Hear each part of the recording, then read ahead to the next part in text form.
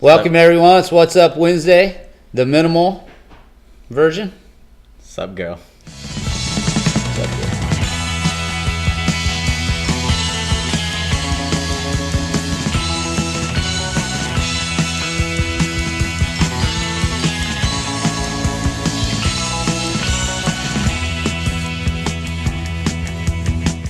Guys, this is Jeff Kemp from Kemp PT in Waterloo.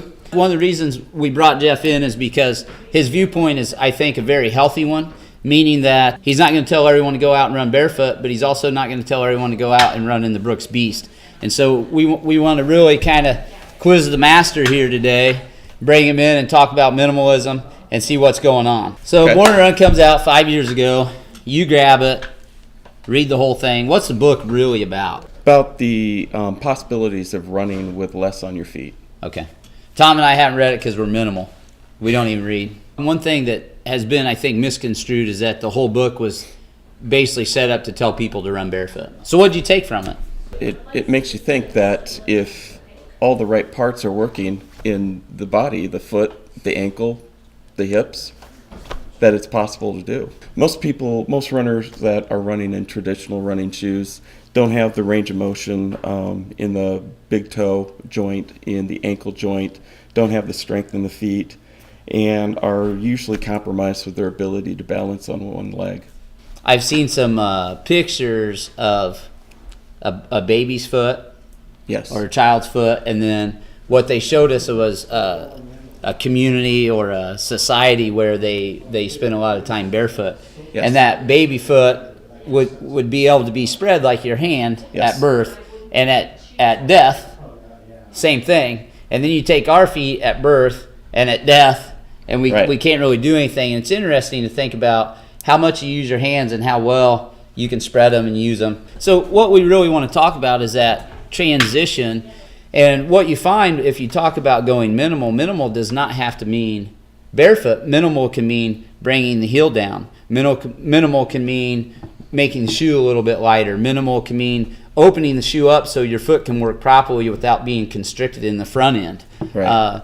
And possibly be more flexible, all these things. And I think there's a space in there to try to educate people today on how do you do that. So basically in that process that you just described, you're making your feet work harder and harder so they can adapt to that stress with the new shoe with less support.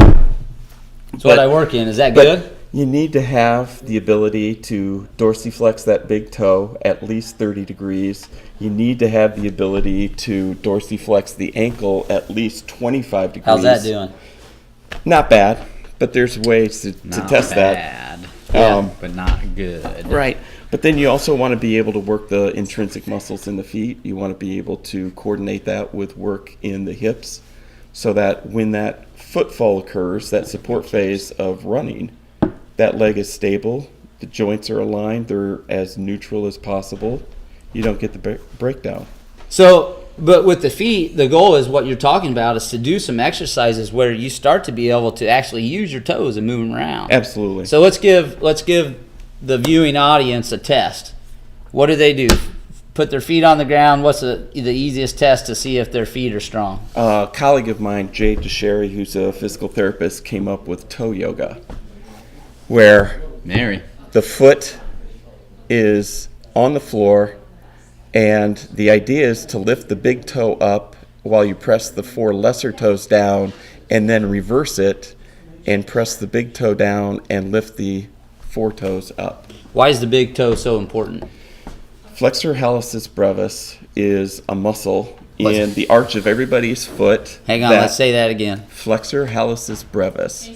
When we pronate in the foot, it's that arch that's dropping all the time. Okay. So orthotics, motion-controlled shoes, they try and support that, but the studies show that they really can't. Okay. But you work that muscle, which is the theory behind minimalism, is you get a chance to actually make those muscles in the feet work. Okay. That you start to develop that, and it helps to control that arch so that you're not pronating so much. Okay. The other technique that I use clinically is a technique developed by a physiotherapist from Czechoslovakia, Vladimir Janda, who developed or talked about the short foot, where you take the foot and you try and make it shorter. And it actually, compared to toe flexion exercises, which are kind of popular with a lot of individuals who run thinking that they're going to strengthen their feet, they actually don't recruit as many muscles in the foot as the short foot. And it actually puts that arch in place, and it keeps the ankle joint neutral. So you eliminate that pronation. Okay.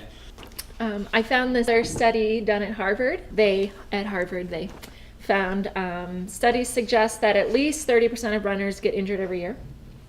They did find humans were able to run comfortably and safely when barefoot or in minimal footwear by, here's how, landing with a flat foot, so like a midfoot strike, or landing on the ball of the foot before bringing down the heel, so forefoot strike. They wanted to be clear that they were not saying shoes injure you and everyone should hop in barefoot, but they just had some statistics. Absolutely. There you go. Thank you. Okay. So where that takes us is, how do people do this? What do they do? We want to see people take responsibility for their form, but if you're not going to, if you want to just put one foot in front of the other and get out there, don't hop into a minimal shoe. Mm-hmm. Right? Right, absolutely. But you need to have the range of motion in the ankle and the big toe. You need to have the strength in the foot and the lower leg in order to attenuate those forces when you foot strike. You need to have the ability to balance. And it's a whole nother world when you get out of your traditional running shoes and you try and take it up with the minimalist shoes. You're going to have problems unless you do this You got to do first. some homework. Yep. And the goal would be that you would see someone like Jeff at Kemp PT, or you would see someone at the local running store that you trust, and they can help you do this progression. But that progression, I'm sad to say, may be a 2 or 3 year progression. Mm-hmm. But in the end, you're healthy and you go into your 40s or your 50s being able to walk around the house barefoot. Yeah. Right? Especially when you get old. There was a study done that showed elderly individuals have problems with balance, and their balance improved 50% just by getting them out of their shoes, just by having them go barefoot. Just do the work. It's well worth it because the injuries go away. Do the work. You heard the man. How was that? That's pretty good, right?